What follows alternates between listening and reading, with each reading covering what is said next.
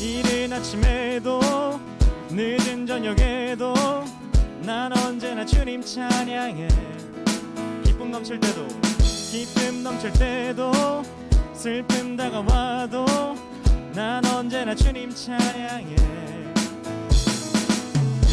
끊임없는 주의 사랑 주의 권세 존귀 능력 알게 되면 찬양케 되리.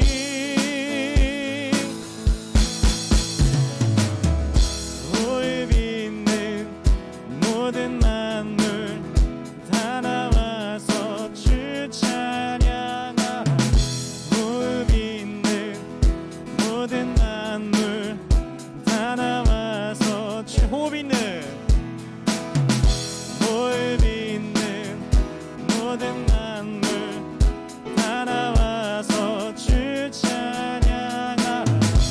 올 빚는 모든 만물 다 나와서 주 찬양하라. 높은 하늘에도 높은 하늘에도 천사들과 함께 영원토록 주님 찬양해. 온 땅 위에서도 모든 만물 함께 모든 민족 주님 찬양해. 끊임없는 주의 사랑 주의 권세 존귀 능력 알게 되면 찬양케 될. 끊임없는 주의 사랑 끊임없는 주의 사랑 주의 권세 존귀 능력 알게 되면 찬양케 되리.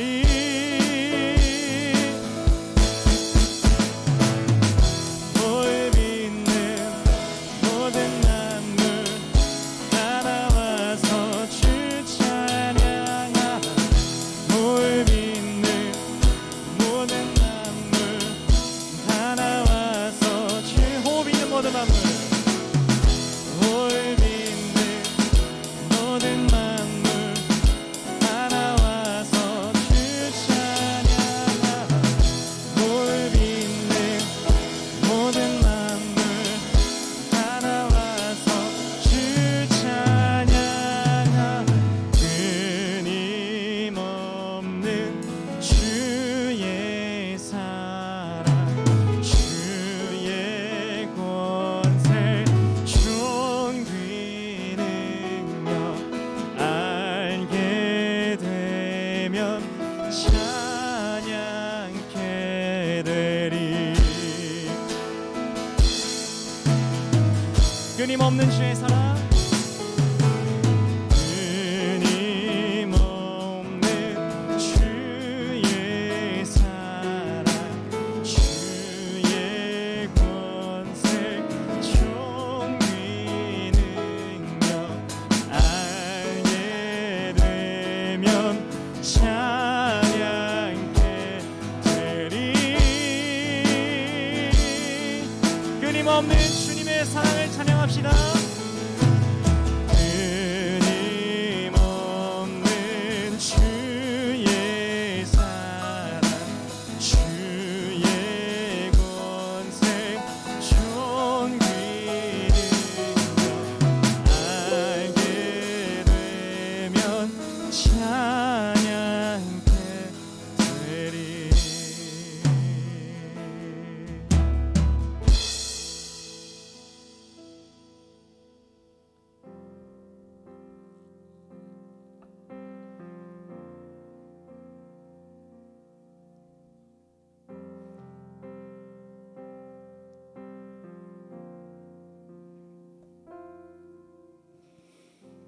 주의 말씀이 계시니 지극히 높으신 주 만물의 감추인 주 영광 예수 나타내셨네. 그 이름 아름답도다. 그 이름 아름답도다. 나의 왕 예수 그리스도 그 이름 아름답도다. 비교할 수 없네. 그 이름 아름답도다. 예수의 이름.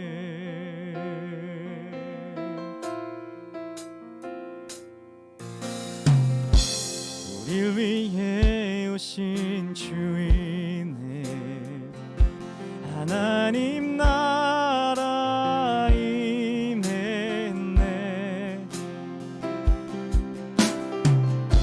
내 죄보다 크신 그 사랑 무엇도 끊지 못해. 그 이름 경이롭도다. 그 이름 경이롭도다.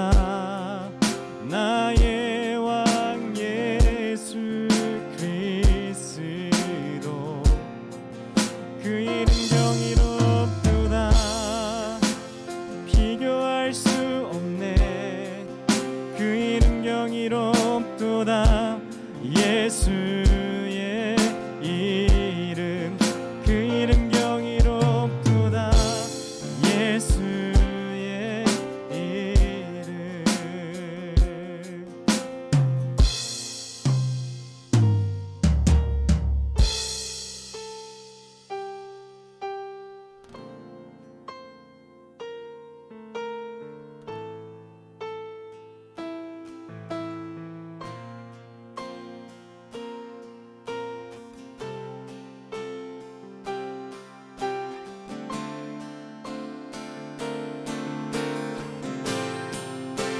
죽음 이긴 주 휘장 찢었네. 죄와 무덤 잠잠케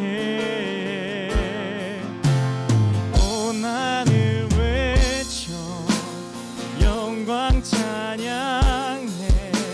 주 예수 다시 사셨네. 맞설 자 없네. 비길 자 없네. 영원히 다스리는 주. 모든 나라와 모든 영광과 모든 이름 위에 이름. 그 이름 강력하도다. 그 이름 강력하도다. 나의 왕 예수 그리스도 그 이름 강력하도다. 비교할 수 없네. 그 이름 강력하도다. 예수의 그 이름 강력하도다. 그 이름 강력하도다. 나의 왕 예수 그리스도 그 이름 강력하도다. 비교할 수 없네. 그 이름 강력하도다.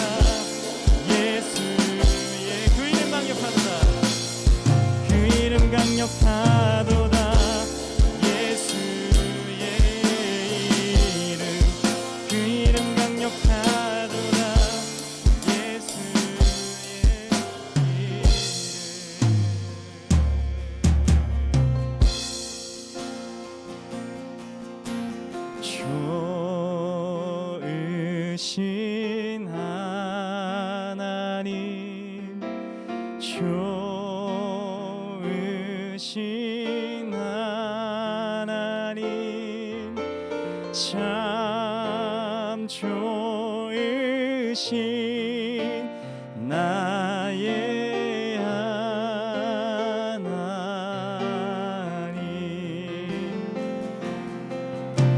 좋으신 하나님, 좋으신 하나님, 참 좋으신 나의 하나님,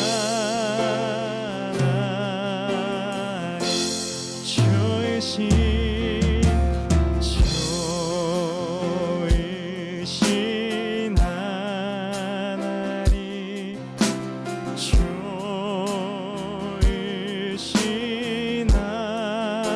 하나님, 참 좋으신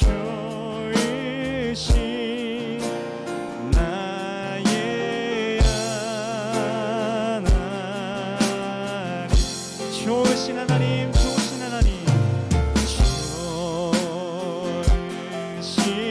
하나님, 좋으신 하나님, 참 좋으신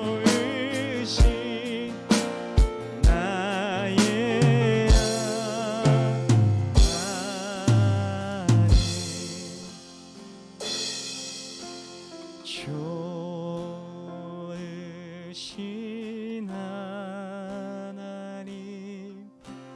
좋으신 하나님, 좋으신 하나님, 참 좋으신 나의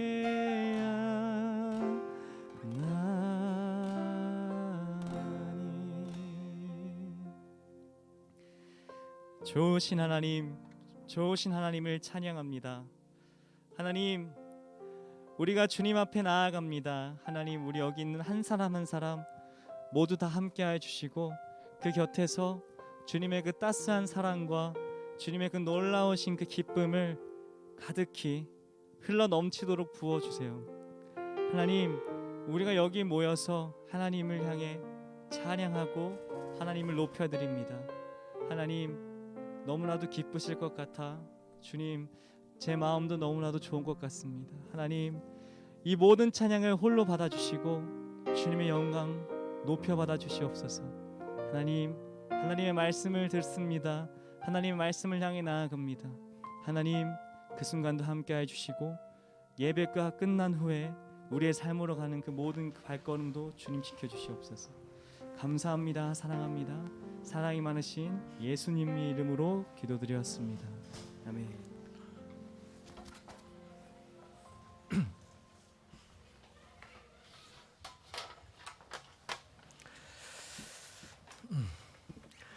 자, 오늘 주신 하나님 말씀 함께 읽도록 하겠습니다. 오늘 주신 하나님 말씀은 야고보서 1장 1절에서 12절까지 말씀입니다.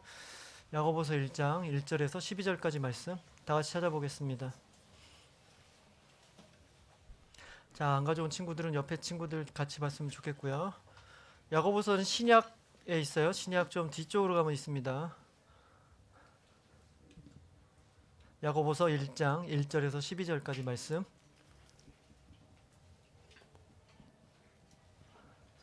창준아, 저기 우리 뒤에 같이 좀 아무것도 안 가져온 애 좀 같이 보여줘. 자, 다 찾았나요? 그럼 우리 한 목소리로 다 같이 읽을까요? 한 목소리로 다 같이 읽겠습니다. 시작. 하나님과 주 예수 그리스도의 종 야고보는 흩어져 있는 12지파에게 문안하노라. 내 형제들아, 너희가 여러 가지 시험을 당하거든 온전히 기쁘게 여기라. 이는 너희 믿음의 시련이 인내를 만들어내는 줄 너희가 알미라. 인내를 온전히 이루라. 이는 너희로 온전하고 구비하여 조금도 부족함이 없게 하려 함이라. 너희 중에 누구든지 지혜가 부족하거든 모든 사람에게 후히 주시고 꾸짖지 아니하시는 하나님께 구하라. 그리하면 주시리라. 오직 믿음으로 구하고 조금도 의심하지 말라. 의심하는 자는 마치 바람에 밀려 요동하는 바다 물결 같으니 이런 사람은 무엇이든지 주께 얻기를 생각하지 말라. 두 마음을 품어 모든 일에 정함이 없는 자로다. 낮은 형제는 자기의 높음을 자랑하고 부한 자는 자기의 낮아짐을 자랑할지니 이는 그가 풀에 같이 지나감이라. 해가 돋고 뜨거운 바람이 불어 풀을 말리면 꽃이 떨어져 그 모양의 아름다움이 없어지나니 부한 자도 그 행하는 일에 이와 같이 세잔하리라. 시험을 견자는 복이 있나니 이는 시련을 견디어 낸 자가 주께서 자기를 사랑하는 자들에게 약속하신 생명에 얻을 것이기 때문이라. 아멘. 아멘. 자, 이제 새해가 시작됐어요. 2022년이 시작됐죠. 한번 인사해 볼까요? 뭐라고 인사할까요? 우리 영어로 할까요? 해피 뉴 이어. 해피 뉴 이어 하면 여러분도 해피 뉴 이어 하시고 옆에 사람 보고 같이 인사하겠습니다. 해피 뉴 이어. 해피 뉴 이어. 옆에 사람하고도 인사했으면 좋겠습니다.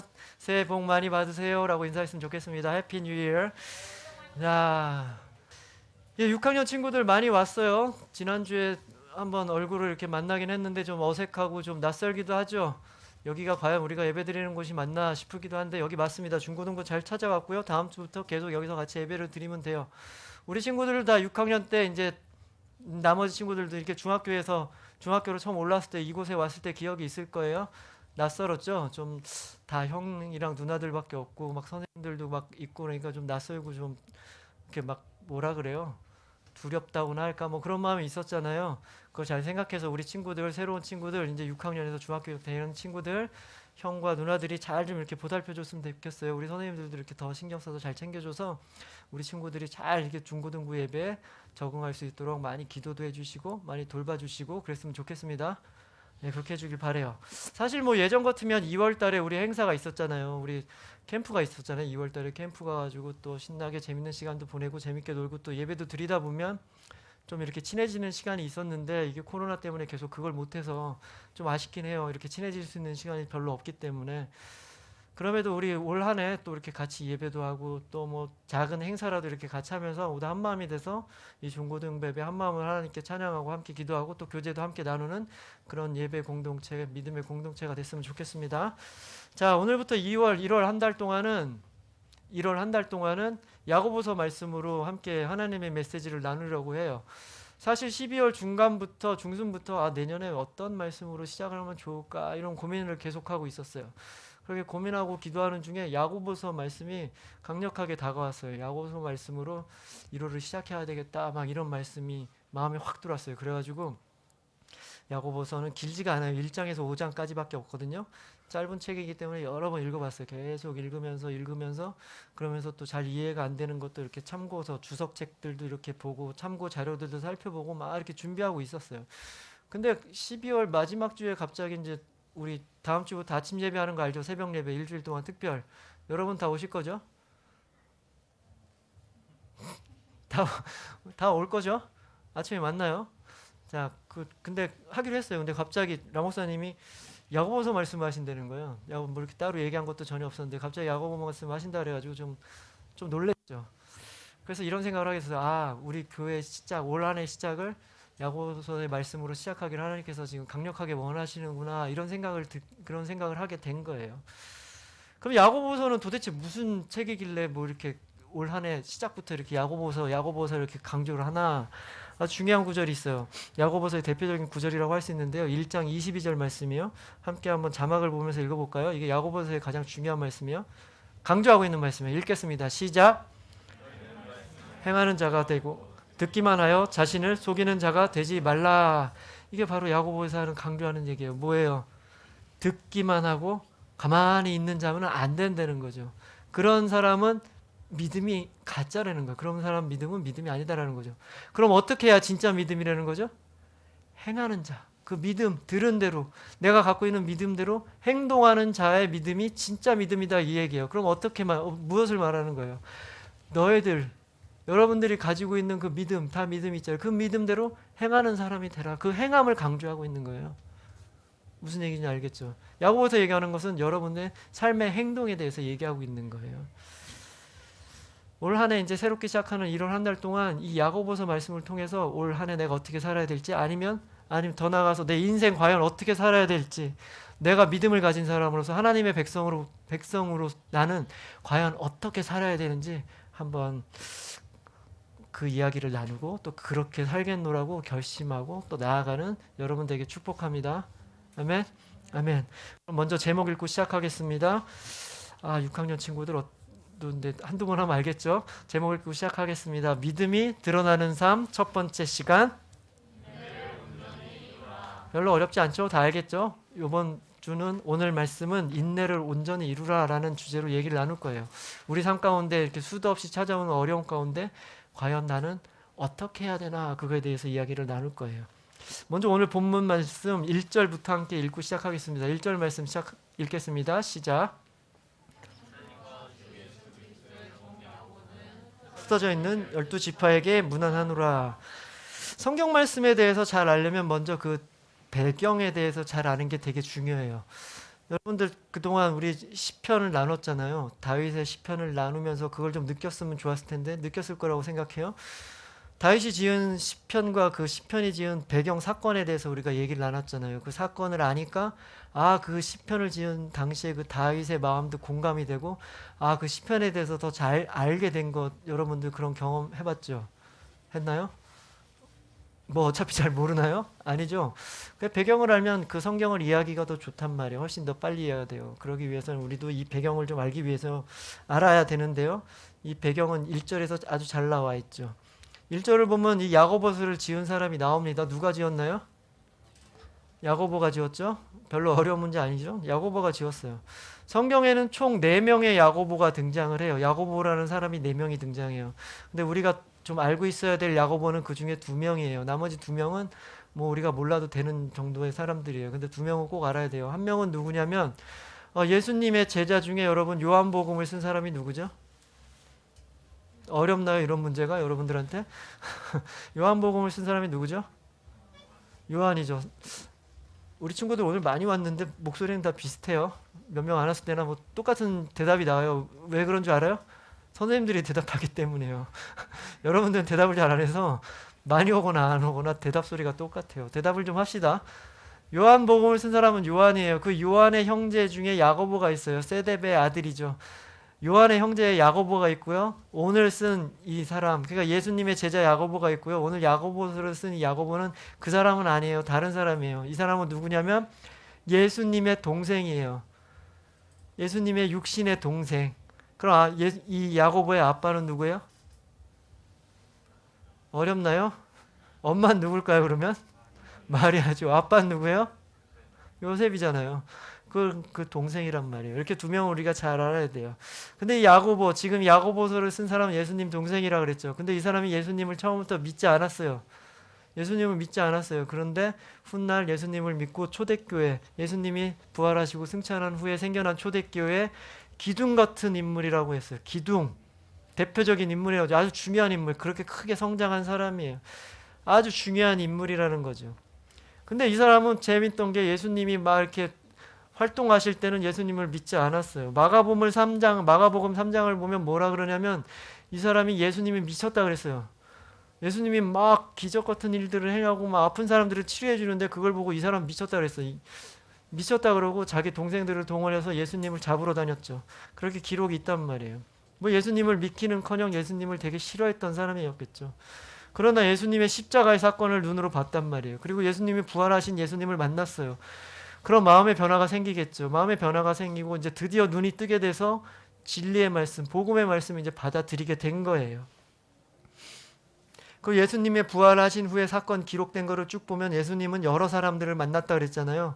근데 고린도 전서를 보면 이 야고보는 1대1로 만나줬다 이렇게 얘기가 돼 있어요. 야고보를 특별히 예수님께서 만나주셨다는 기록이 따로 있단 말이에요. 한번 상상을 해봐요. 한번 우리 상상을 해봅시다. 부활하신 예수님이 야고보에게 딱 나타났어요. 그 당시 야고보는 기둥은 아니었어요. 그 정도는 아니었어요. 이제 막 믿음이 생기기 시작할 때, 복음이 들어가기 시작할 때란 말이에요. 그때 예수님이 만나줬어요. 부활하신 예수님이. 어땠을까요, 여러분?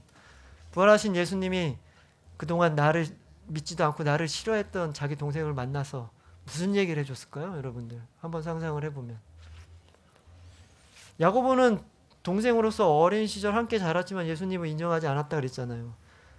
근데 이제 어린 시절 이런 예수님이 어떻겠어요? 완벽한 사람이었겠죠. 어렸을 때부터. 그럼 완벽한 형과 자라면서 상처가 있었을지도 모르겠어요. 예수님이 뭐 어렸다고 부모님 말씀을 잘 안 들고 말썽을 부렸을까요? 그렇지 않았겠죠. 예수님이 그렇다고 신앙생활을 엉터리로 했을까요? 그렇지 않았을 거예요. 어렸음에도 불구하고. 부모님 말씀 되게 잘 듣고 되게 열심히 완벽하게 살았던 사람일 거라고요. 그래서 사람들이 성경에 뭐라고 그랬어요? 키가 자라매 지혜가 자라고 모든 사람으로부터 사랑받는 아이로 자라났다, 이렇게 성경에 기록되어 있잖아요. 예수님은 바로 그런 어린 시절을 보냈단 말이에요. 더군다나 예수님의 육신의 부모 마리아와 요셉, 예수님이 태어나기 전부터 알고 있었죠. 이 사람이 어떤 사람이라는 거, 구원자라는 사실 알고 있었잖아요. 근데 진짜 태어났어요. 그럼 여러분들 어떻게 키우겠어요? 이 사람이 메시아고 이 사람이 구원자고 이 사람이 예수님인데 진짜 태어났단 말이에요. 얼마나 소중하게 키웠겠어요. 그쵸? 얼마나 사랑을 듬뿍 드리면서 예수님을 소중하게 키웠겠어요. 예수님 바로 그렇게 자랐단 말이에요. 그렇게 완벽한 아이로 자랐단 말이에요. 사랑받으면서. 근데 그 동생이란 말이에요. 야고보는 어땠을까요? 야고보의 마음에는 상처가 좀 있지 않았을까요? 비교당했을 거 아니에요. 항상. 여러분들 중에 둘째 있나요? 둘째 있잖아요. 둘째 있는데 아무도 뭐 아니라는 듯이 이렇게 쳐다보고 있어. 둘째들 잔뜩 있잖아요. 여기 지금. 저도 우리 집에서 둘째요. 나도 형이 있어요. 근데 둘째들 뭐 야고보와 같은 마음이 좀 느껴질지도 몰라요. 특별히 첫째가 더 탁월하고 훌륭하면, 완벽하면 둘째들은 그런 마음을 더 많이 느끼죠. 그렇죠? 항상 비교당하니까. 그리고 형보다 더 잘해야 되고 언니보다 내가 더 잘하고 싶은 욕심도 있고 막 그런 마음이 있잖아요. 그렇기 때문에 상처를 많이 받을 수 있단 말이에요. 바로 이런 상처가 있는 야고보를 예수님이 찾아왔단 말이에요. 그래서 예수님이 찾아와서 어떤 말씀을 해주셨는지, 어떤 행동을 해주셨는지 성경에 기록되어 있진 않아요. 근데 우리가 상상해 보면 분명히 그 아팠던 마음 예수님은 다 아셨을 거란 말이에요. 그 마음을 만져주셨을 거예요. 그리고 위로해 주셨을 거예요. 네가 그동안 그렇게 힘들었지, 내가 다 알고 있어. 그러는 네가 이제 다시 나를 믿기로 시작했으니 참 잘했어. 나를 위해서, 이 복음을 위해서 네가 더 잘 살아줬으면 좋겠어. 이렇게 위로를 해줬을 거 아니에요. 그런 위로를 받은 야고보는 그 후로 열심히 난 거죠. 그래서 열심히 예수님을 따르고 말씀을 따르고 복음을 전하고, 그래서 얼마나 또 기도를 열심히 무릎 꿇고 기도를 했는지 무릎이 전체가 다 굳은 살이 베길 정도로 기도를 해서 야고보의 별명이 뭐냐면 낙타 무릎이라 그랬대요. 얼마나 기도를 무릎 꿇고 많이 했으면, 오랜 시간 기도를 했으면 무릎이 다 그렇게 낙타 무릎 봤죠? 이렇게 낙타가 앉을 때 봤잖아요. 이렇게 다리 이렇게 하는 거. 여기 막 굳은 살 많잖아요. 그 정도로 굳은 살이 베길 정도로 기도하라는 그런 경고하는 사람으로 성장해 나갔던 거죠. 야고보는 바로 그런 사람이란 말이에요. 그리고 이 편지를 보면 지금 어떤 사람이 받는지도 1절에 나와 있어요. 이 편지를 받는 사람은 과연 누군지 1절을 보면 나와 있죠. 뭐라고 돼 있어요? 흩어져 있는 12지파에게 편지를 보낸다라고 돼 있죠. 1절 말씀 보면 흩어져 있는 12지파에게 문안하노라. 이게 무슨 얘기냐면 당시 이스라엘은 로마에 의해서 멸망을 당했어요. 이스라엘이라는 나라가 없어요. 나라가 빼앗겼어요. 그리고 나서 각지로 흩어져 사는 사람들, 막 세계 각국으로 막 흩어져 나간단 말이에요. 요즘 말로 하면 뭐 디아스포라라고도 하죠.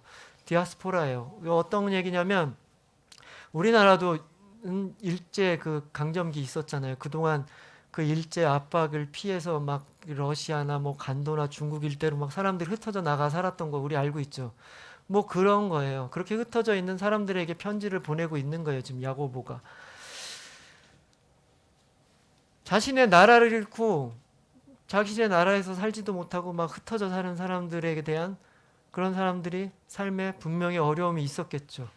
편하지만은 않았을 거라고요. 어려움이 있었을 거예요. 그런 와중에 지금 편지를 받는 대상은 그냥 흩어져 있는 모든 유대인들이 아니라 특별히 그 유대인들 중에 예수님을 믿는 그리스도인들한테 보낸단 말이에요.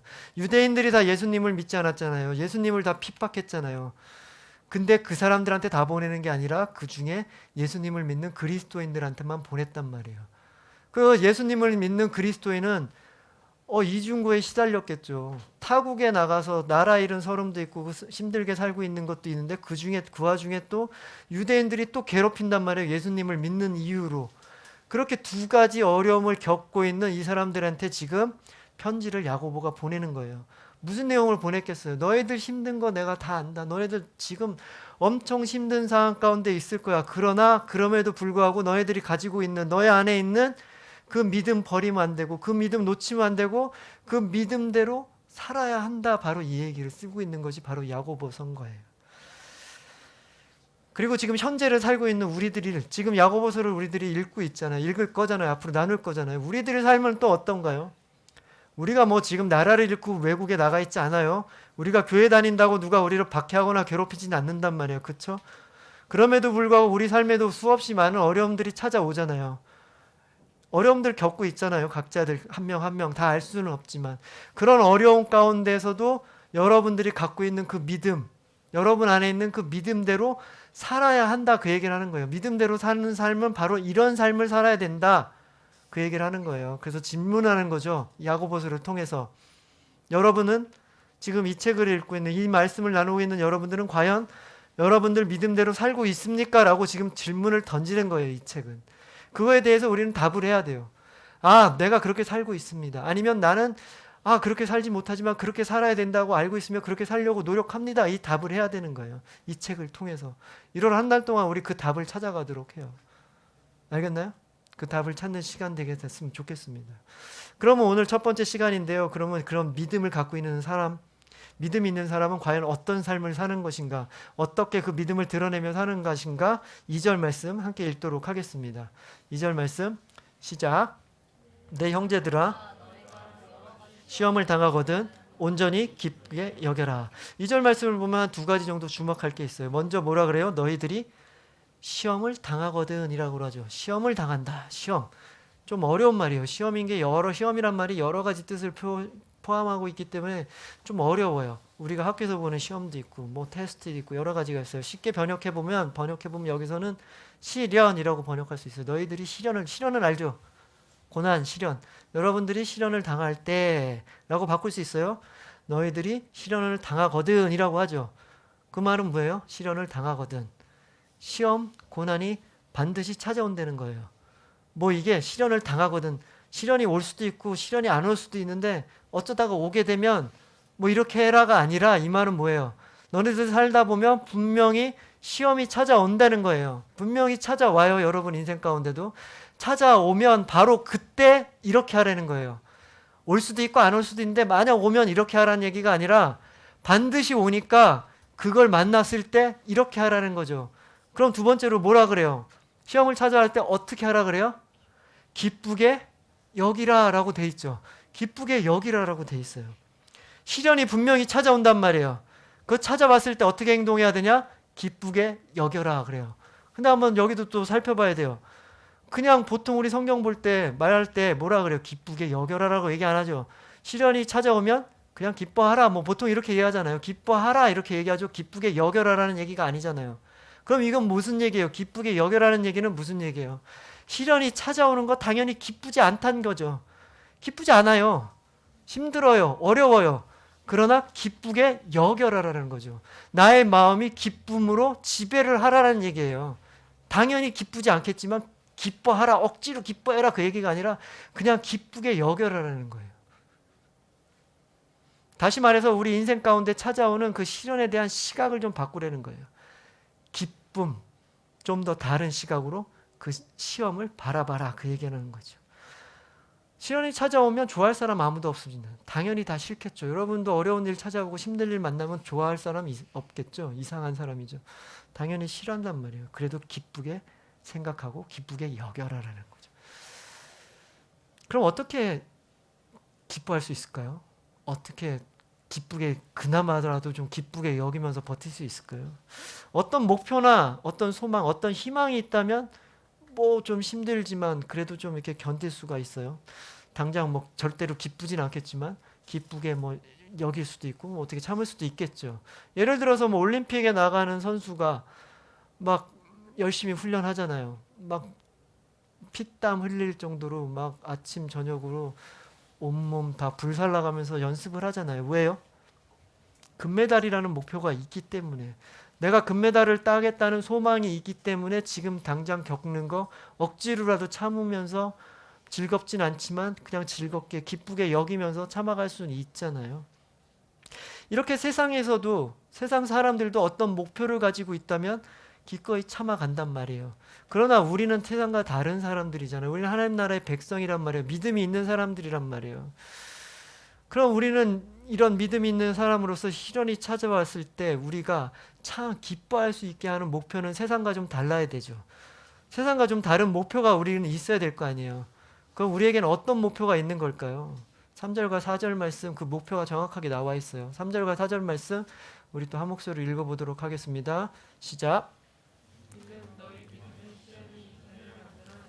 너희가 알미라. 4절 인내를 온전히 이루라. 이는 너희로 온전하고 구비하여 조금도 부족함이 없게 하려 함이라. 지금 뭐라고 말하냐면 그런 시련을 통해서 그런 어려움들을 통해서 우리의 인내가 자라나게 된다 그러죠. 그리고 인내가 자라남을 통해서 우리가 더욱 하나님 보시기에 뭐라 그래요? 온전하고 잘 준비되어 조금도 부족함 없는 사람으로 자라나게 된다. 이게 바로 목적인 거예요. 하나님 보시기에 하나님 앞에서 온전한 사람, 잘 준비된 사람, 부족함 없는 사람, 그것이 우리 인생의 목적이라는 거죠. 그렇기 때문에 그것을 위해서 시련이 찾아와도 기쁘게 여길 수 있다는 거예요. 그러니까 쉽게 말하면 우리가 살다가 어떤 어려움을 만날 때가 있단 말이에요. 그러면 그때 뭐라 그러냐면 왜 이렇게 힘들어가 아니라 이런 어려움을 통해서 내가 조금 더 하나님 보시기에 더 하나님과 합당한 사람으로 만들어져 가는 과정이구나. 이 시련을 통해서 내가 더 자라나는구나. 바로 이런 것을 알게 된다는 거죠. 이런 시련을 통해서 내가 인내하는 법을 배우게 된다는 거예요. 그런 인내하는 법을 통해서 더욱더 하나님의 백성으로 온전한 백성으로 자라난다는 거죠. 그렇기 때문에 내가 어려운 일이 찾아왔을 때도 기뻐할 수 있게 된다는 거예요. 물론 세상에도 이런 얘기가 있잖아요. 뭐 피할 수 없으면 뭐 즐겨라 이런 거 있죠. 고생 끝에 낙이 온다 이런 얘기도 있잖아요. 세상에서도. 제가 유튜브 채널 하나 보는 것 중에 이렇게 뭐 아이패드나 뭐 아이폰이나 뭐 이런 거 신기한 게 아니라 그런 제품들 새로 나오면 소개시켜주는 그런 유튜브들 그런 사람들 많죠. 그 중에 하나가 있는데 뭐 이렇게 시작할 때 맨날 뭐라고 하냐면 인트로가 있어요. 뭐라 그러냐면 견디고 듣다 보면 늘어나가는 테크 지식 오케이 이러고 시작을 해요. 견디고 듣다 보면 잘 들으란 얘기죠. 견디고 듣다 보면 늘어나는 테크 지식. 세상에서는 주로 이런 식이에요. 견디고 버티다 보면 내 지식이 늘고 힘든데 잘 극복하고 열심히 공부하면 좋은 대학 가고 좋은 대학 가서도 열심히 스펙 쌓고 모아서 좋은데 취직하게 되고 취직해서도 힘들지만 그 어려운 시절 잘 벌면 돈을 많이 벌게 되고 행복한 삶을 살게 되고 좀 더 윤택하고 더 큰 집 뭐 이런 얘기 하잖아요. 세상에서는. 그렇죠? 세상에서 추구하는 목적들은 대부분 이런 거란 말이에요. 그러나 하나님의 자녀인 우리들에게 인생에 있어서 목적은 좀 더 궁극적인 것이 돼야 돼요. 물론 세상에서 이렇게 얘기하는 거 더 잘 살고 뭐 더 편히 살고 더 유명해지고 돈을 많이 벌고 이런 거 중요한 거예요. 그거 뭐 당연히 그렇게 하는 거 좋은 일이죠. 그러나 우리에게는 더 중요한 목적이 있는 거예요. 바로 내가 하나님 앞에 합당한 사람이 되는 게 훨씬 더 중요한 거예요. 하나님 앞에 내가 온전하게 서는 게 우리의 인생의 가장 큰 목적이 돼야 되는 거예요. 돈을 벌고 잘 사는 거 중요한 거예요. 근데 그것보다 더 중요한 것은 하나님 앞에 온전하게 서게 되는 거죠. 찬양 가운데 그런 거 있잖아요. 내가 원하는 한 가지는 뭐죠? 주님의 기쁨이 되는 거. 이 찬양 알죠? 주님의 기쁨이 돼야 되는 거예요. 내가 원하는 가장 큰 것이 우리의 인생의 가장 큰 목적이 바로 주님 앞에 기쁨이 되는 인생이 되는 것이 가장 중요한 거예요. 바로 그런 삶이 가능하게 되는 것. 그렇게 되는 것이 바로 시련을 통해서 우리가 자라나게 되는 인내. 그 인내 통해서 우리는 그런 사람이 되어 간다는 거예요. 그렇기 때문에 우리에게 시련이 찾아오면 기쁘게 되는 거예요. 왜냐하면 내가 하나님 앞에 더 온전한 사람으로 자라나는구나라는 것을 깨달을 수 있기 때문에 우리는 기쁘게 여길 수 있다는 거예요. 물론 기쁘지 않지만 힘들지만 그럼에도 그 과정을 통해서 내가 하나님 보시기에 합당한 사람이 되는구나라는 생각을 할 수 있기 때문에 기쁘게 된다는 거죠. 성경에도 이런 어려움을 겪었지만 끝내는 하나님이 크게 쓰시는 사람들 많이 등장해요. 여러분들 모세 알 거예요. 모세가 이스라엘 사람들을 데리고 이집트를 탈출하죠. 그때가 몇 살인 줄 아나요, 여러분들? 몇 살쯤 됐을 것 같아요? 80살에 그랬어요. 80살. 40살까지는 모세가 왕자였어요. 그렇죠? 어렸을 때 이렇게 나일강에서 알잖아요, 그 사건. 그래서 왕자로 큰 게 40살까지 컸어요. 그리고 40살에 갑자기 모세 마음 가운데 내가 이제 하나님을 위해서 일어서야겠다라는 결심을 해요. 그러나서 40세부터 80세까지 한 게 뭐예요? 기껏 한 게 사람 한 명 죽인 게 다란 말이에요. 사람 한 명 죽이고 도망갔잖아요, 광야로. 광야에서 도망가서 그 40년, 40살부터 80살까지 인생의 황금기라고 하는 그 중요한 시절 광야에서 그냥 도피자로 살았단 말이에요.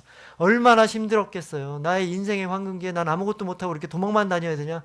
그러나 꾹꾹 참았단 말이에요. 인내했단 말이에요, 그 시간을. 그 결과 하나님 쓰시기에 합당한 사람이 된 거예요. 그래서 80세가 됐을 때 드디어 하나님이 다시 보냈잖아요. 그래서 이스라엘 사람들을 데리고 이집트에서 탈출했잖아요. 또 요셉도 있어요. 요셉은 어때요? 요셉은 형들이 미워했잖아요. 그쵸? 그래 막 웅덩이도 구덩이에 빠뜨리고 팔았잖아요. 노예로. 왜 이렇게 중학교 1학년 말로 올라온 친구들도 이렇게 낯설하죠? 이 얘기 많이 들어본 얘기잖아요. 그쵸 여러분들? 팔렸단 말이에요. 그래서 그런데 나중에 끝내는 뭐예요? 이집트의 총리가 됐잖아요. 그쵸? 바로 된 줄 알아요 여러분들? 몇 살 때? 몇 년 후에나 됐을 것 같아요? 그 시간이 얼마나 걸렸을 것 같아요?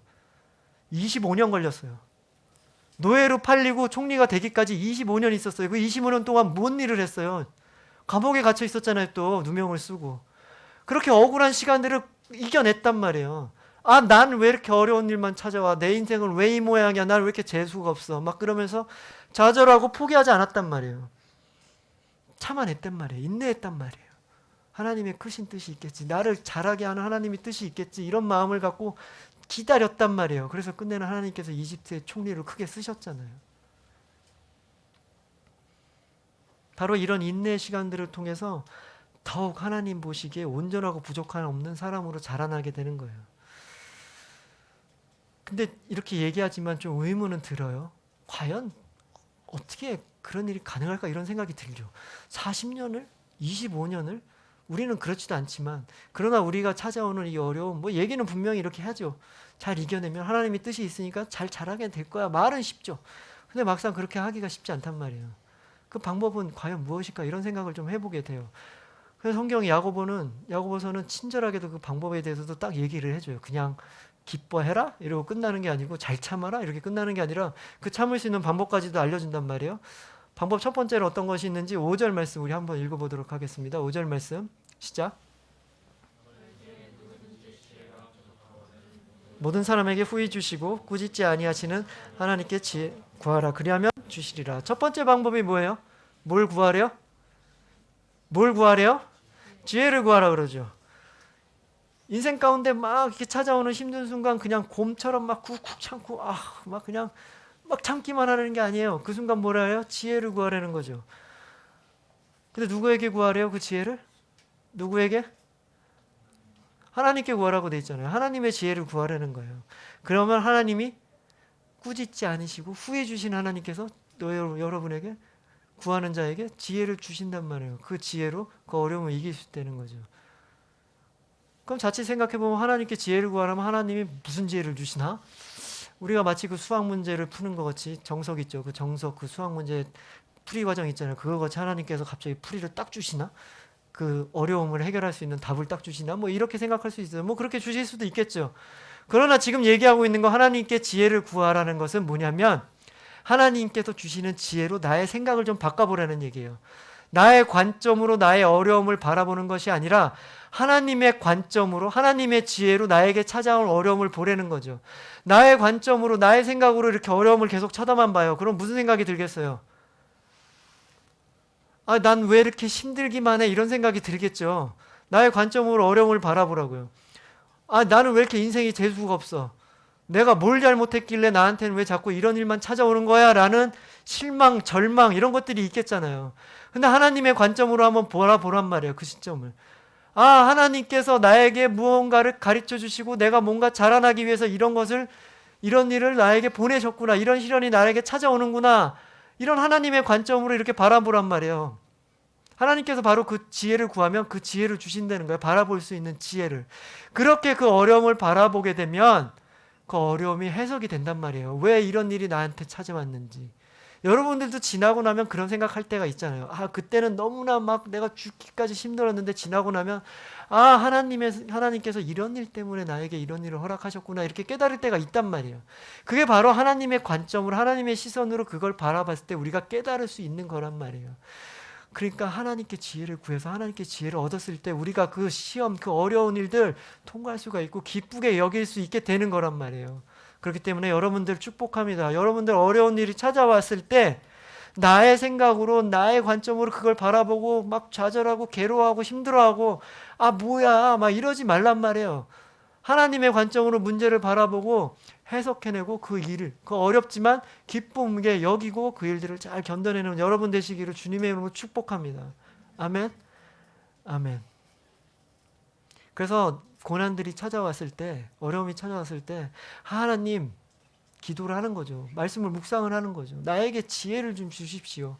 제가 하나님의 지혜로 이것을 바라봐서 이것을 잘 해석할 수 있게 해주시고 이 일들을 잘 이겨내서 하나님 보시기에 아주 근사한 사람으로 잘 성장하게 해주십시오라고 기도와 간구하고 하나님께 지혜를 구하는 여러분 되길 바라는 거예요. 그렇게 되길 바랍니다. 아멘. 자, 그리고 두 번째로 또 한 가지 해결책을 말씀하시는데요. 6절, 7절, 8절에 그 말씀이 있어요. 두 번째로 어떻게 해야 되는지 한번 6절, 7절, 8절 말씀도 우리 함께 읽도록 하겠습니다. 시작.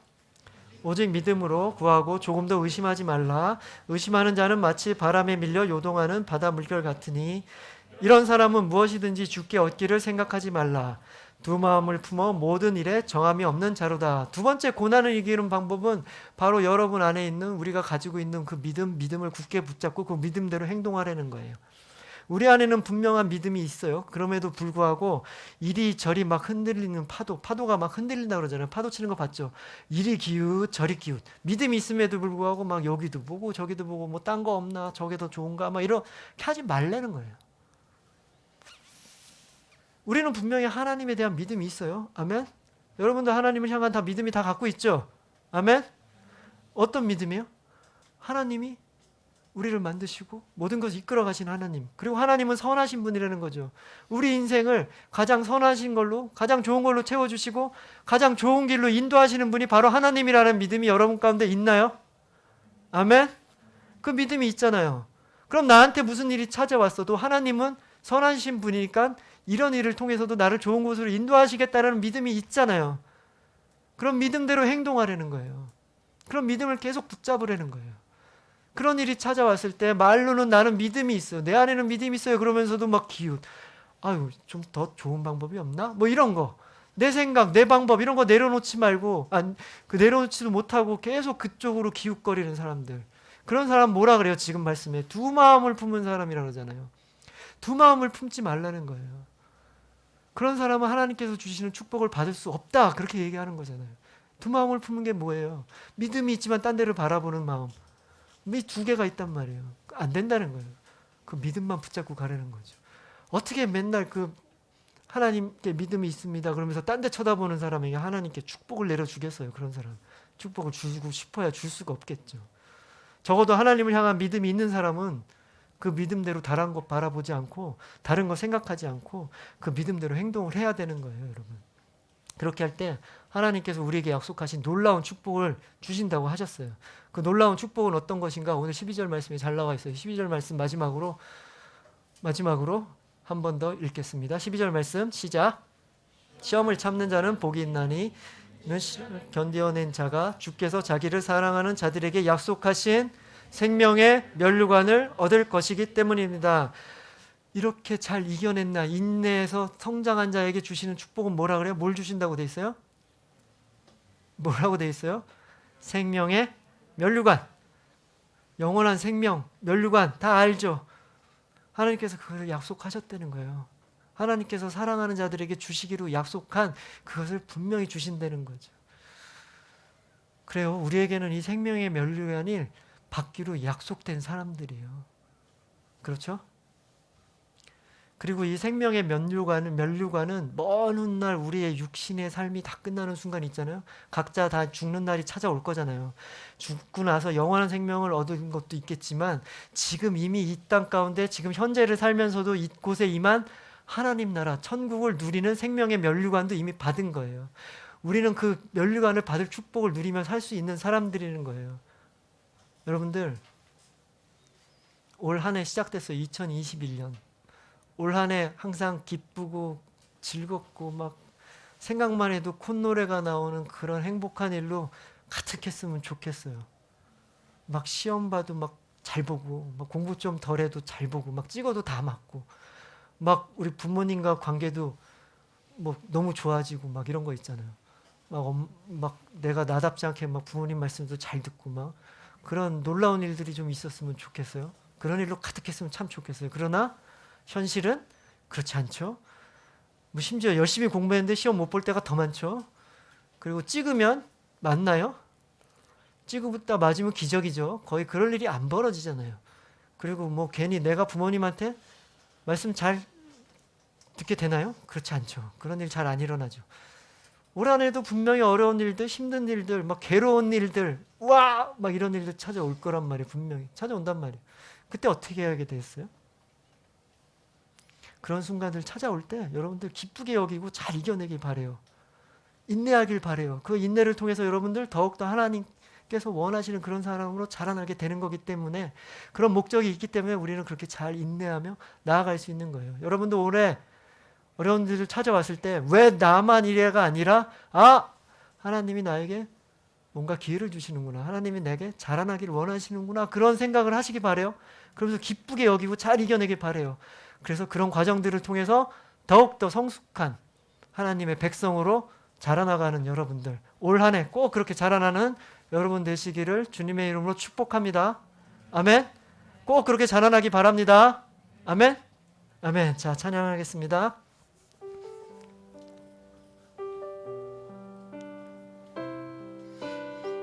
자, 우리 목소리 내서 우리 한 목소리 함께 찬양하겠습니다.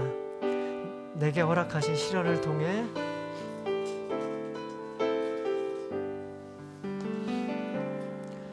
내게 허락하신 시련을 통해 나의 믿음도 강하게 자라나고 험한 산과 골짜기 지나는 동안 주께 더 가까이 나를 이끄시네.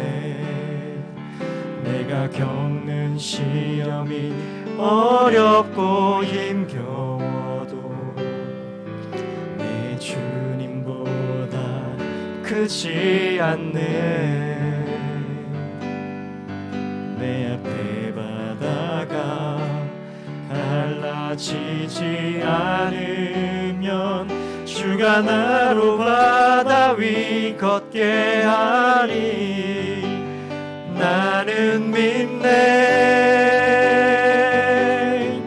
주의 능력으로 내 삶 새롭게 되리.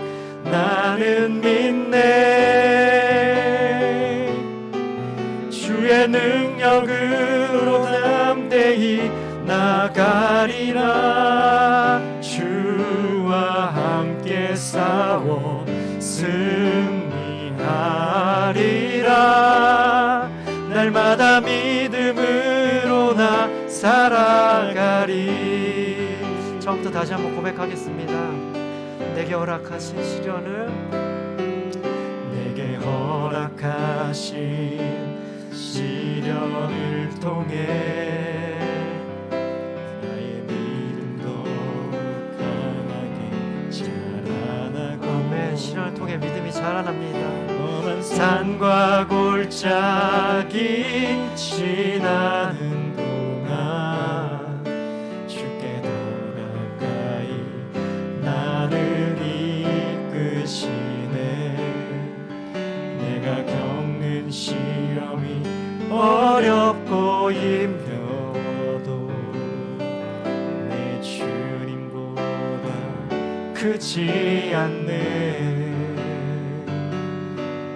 내 앞에 바다가 갈라지지 않으면 주가 나로 바다 위 걷게 하리. 나는 믿네. 주의 능력으로 내 삶 새롭게 되리. 나는 믿네. 주의 능력으로 담대히 나가리라. 주와 함께 싸워 승리하리라. 날마다 믿음으로 나 살아가리. 나의 믿음 주께 있네. 십자가 능력이 내 영광 되었네. 주께서 우리를 승리케 하셨네.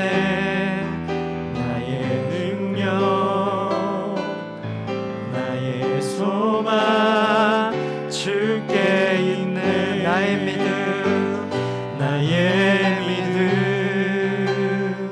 주께 있네. 아멘. 십자가 능력이 내 영광 되었네.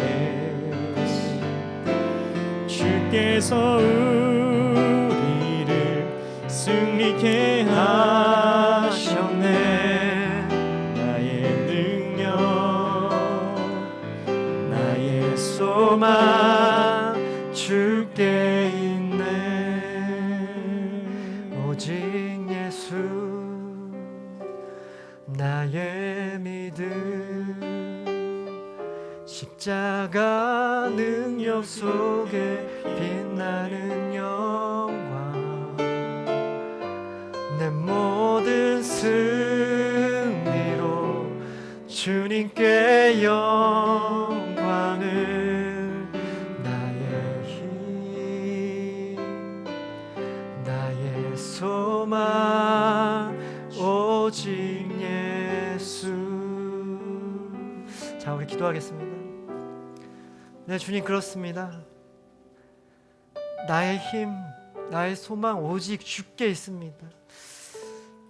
오직 예수님을 믿는 믿음, 오직 예수님을 따르는 그 믿음으로 살아가게끔 주님 우리 인생 가운데 함께하여 주셔서 우리의 생각과 우리의 마음을 붙잡아 주시고 항상 인도하여 주시옵소서. 바로 그런 주님과 동행하는 삶을 통해서 우리 인생 가운데 찾아오게 될 그 시험의 순간들, 그 시련의 순간들, 그 수없이 많은 그 어려운 순간들 가운데 이런 시험을 통해서 주님께서 나에게 무엇인가를 원하시는구나, 이런 시련들을 통해서 내가 더욱더 하나님 앞에 온전하게 설 수 있게끔, 더 자라나게 하게끔 하나님께서 이런 일들을 보내주시는구나 라고 생각하며 기쁘게 견뎌내는 우리 친구들 될 수 있도록 주님 함께하여 주시옵소서. 새롭게 시작하는 2021년 주님 우리 인생 가운데 기쁘고 행복한 일로도 채워주시고, 또 어렵고 힘든 일이 찾아와도 그 일 가운데서 기쁨으로 이겨나가는 올 한 해 되게 하여 주셔서 올 한 해 주님께 온전히 올려드리며 올 한 해 주님과 온전히 동행하며 항상 주님께서 주시는 그 축복, 영원한 생명 누리며 이 땅 가운데 임한 천국을 누리며 살아가는 우리 친구들 될 수 있도록 주님 함께하여 주시옵소서. 감사드립니다. 이 모든 말씀 우리 주 예수 그리스도 이름으로 기도합니다. 아멘. 하나님께 영광의 박수 올려드리겠습니다. 아멘. 아멘. 아멘. 자, 여러분들 꼭 그렇게 살기 바랍니다. 올해. 자, 올 광고 말씀할 텐데요. 자, 6학년 친구들이 새로 왔습니다. 6학년 친구들 이렇게 한 명 한 명 일어나서 자기 소개했으면 좋겠는데요. 오늘 시간이 너무 많이 지났네요. 오늘 설교가 앞에 배경 때문에 좀 길어진 감이 없진 않은데 다음 주부터 이렇게 길지 않습니다. 6학년 친구들 이렇게 막 되게 막 표정이 안 좋아져가지고 아까 설교하다 당황한 것도 있긴 한데 이렇게 원래 길진 않아요. 오늘만 좀 길었어요. 먼저 근데 그건 우리 새롭게 바뀌었잖아요. 반 얘기 좀 할게요. 자, 1학년 남자친구들은 손 한번 들어볼까요? 그래요. 1학년 될 친구들, 지금 6학년 남자친구들 손 들어보겠습니다. 자, 그 친구들은 힘찬 쌤 잠깐 일어나 주세요. 저분 양힘찬 선생님이 여러분들 담임 선생님이에요. 소그룹 할 때 같이 가면 됩니다. 다 보셨죠? 그리고 1학년 여자친구들 중에 오늘 온 친구들 민지, 그리고 이름이 뭐죠? 하은이죠. 하은이랑 민지 그리고 윤서 그리고 다희 많았네요. 다희 쌍둥이 동생들 그리고 미소 소망이는 누구냐면 혜원쌤 잠깐 일어나 줄래요? 보이나요? 누군지 알겠어요? 혜원쌤? 자, 그 반으로 가시면 돼요. 알았죠? 그리고 다희, 혜린이, 윤영이, 주원이는 뭐 계속 마찬가지로 상현 선생님이랑 하시면 되고요. 정훈이, 동훈이, 찬영이, 원준이 그리고 지금 못 오고 있는 레원이, 다윈이, 준서는 누굴까요? 찬영이 누구죠? 좋죠? 3년째 같은 선생님 너무나 행복하죠. 에스터쌤 맞습니다. 그리고 우리 인사를 해야 될 것 같은데 차근차근 합시다. 오늘은 시간이 없으니까. 그리고 민규 안 왔군요. 주아 왔고 찬이 그리고 지금 못 오고 있는 성우 누굴까요? 선생님이? 뒤에 손 들어주실래요? 누구죠? 기훈쌤입니다. 기훈쌤이 다시 오셔가지고 여러분들 맡아주실 거예요. 기훈쌤이랑 같이 소그룹 하면 되고요. 우리 아직 지금 갈 길을 잃은 우리 고3 졸업생 예정 여러분들 대학으로 가야 되는데 지금 못 가고 있는 친구들은 예지쌤이 당분간 2월까지 같이 하실 거예요. 자, 그렇게 소그룹 하면 됩니다. 자, 그리고 한 가지 더 알려드리고 싶은 건 처음에 아까도 얘기했지만 다음 주부터 우리 아침에 예배했어요. 다음 한 주간 오늘 나눈 이 말씀부터 해서 야고보서 같이 막 읽으면서 기도할 거라 그래요. 아주 뭐 은혜 넘치는 시간 될 것 같아요. 여러분들 오세요. 방학이잖아요. 지금 올 수 있죠. 부모님 다 오실 거잖아요. 만약 부모님이 안 오시면 여러분들이 부모님 손을 이끌고 와야죠. 꼭 오십시오. 이러면 안 되는데 꼭 오십시오. 그리고 좀 약해지는 것 같은데 정 못 오면 집에서 이렇게 온라인이라도 꼭 알았죠? 알겠죠?